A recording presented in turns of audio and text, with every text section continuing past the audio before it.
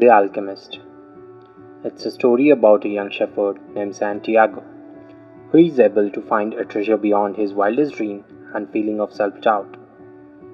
In this fable, the author uses magical realism to portray Santiago's physical and spiritual journey, as he learns to listen to his heart and realize that his aspiration belongs not only to him but to the universe as well. Living in Andalusia in Spain, Santiago is a humble shepherd who wants only to roam with his sheep, enjoy wine, and read a good book. But fate intervenes, however, in the form of a recurring dream about a great treasure hidden at the base of Egyptian pyramid. Santiago meets Melchizedek, a strange wise man and king from a far-off land. Melchizedek only appears to those who are seeking their personal legend or deepest lifelong goal.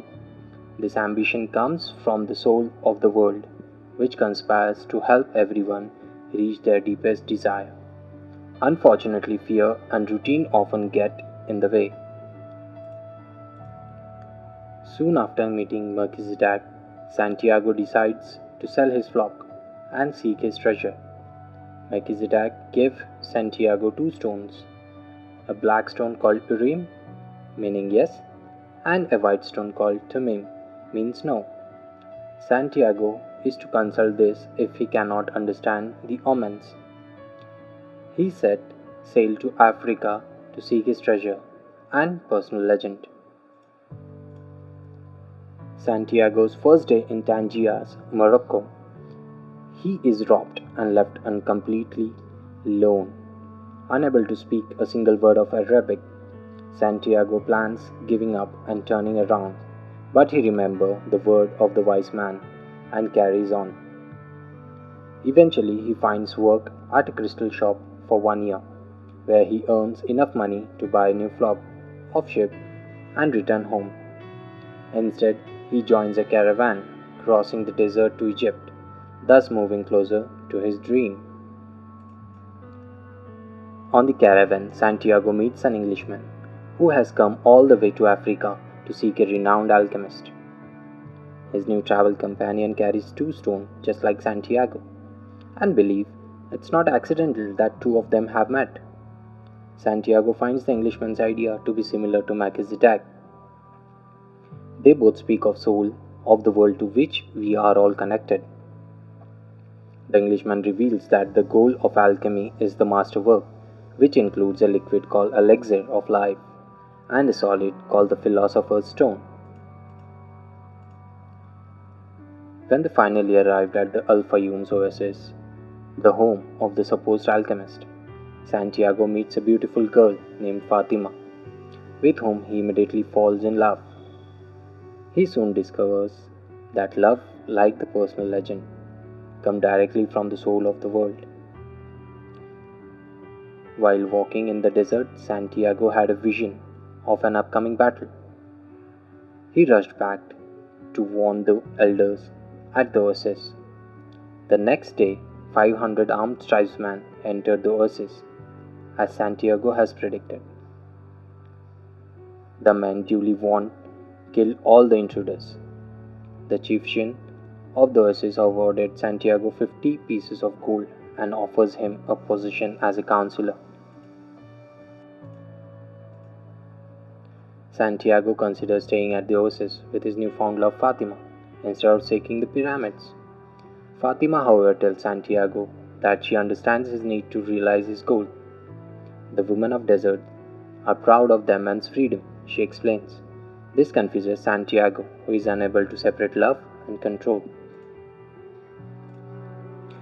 The alchemist finds Santiago and tells him that he will lead him to his treasure. While on the move, Alchemist teaches Santiago that hearts can be unfaithful, but the best way to keep them from fooling you is to listen to them closely. One must listen to the soul of world to find one's treasure. Everything on earth, even minerals, has a personal legend. This is why alchemists can change any metal into gold. They are simply helping the metal achieve its personal legend. When the two travelers are taken prisoner by a warring tribe, the alchemist, in an effort to save their lives, claim that Santiago is a magician. who can turn himself into wind. Santiago has no idea what he is doing, but eventually starts to pray with acknowledgement that his heart and the soul of the world are one. Immediately, the wind wipes up, and Santiago disappears and reappears on the other side. The tribal chiefs are so impressed that they let the travelers go. The next day, the men arrive at monastery. The alchemist uses his piece of philosopher's stone to turn lead into a quantity of gold and gives some to Santiago and some to monk. Santiago continues on to the pyramid alone. There he is overwhelmed with joy, realizing he can turn back now. That the real treasure is not gold or jewels, but the wisdom he has gained from his journey and his love for Fatima. His heart tells him to dig in a spot where he sees Scrabble beetle.